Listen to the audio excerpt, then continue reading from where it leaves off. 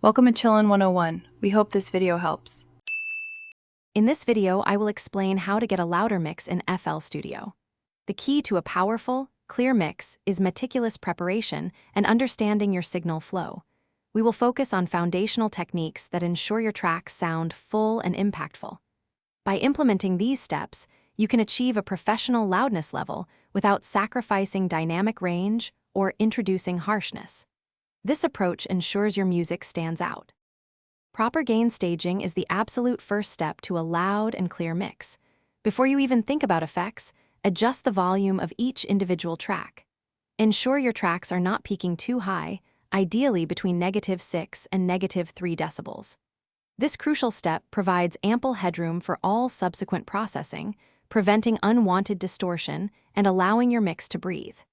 It sets the foundation for a powerful sound. Once your gain staging is solid, strategic compression and limiting are your next powerful tools.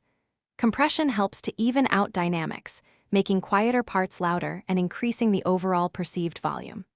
On your master bus, a brickwall limiter is essential. Set its ceiling to -0.3 decibels to prevent any overs and ensure your mix is loud, punchy, and ready for distribution without clipping. Finally, enhance your mix with precise equalization and saturation.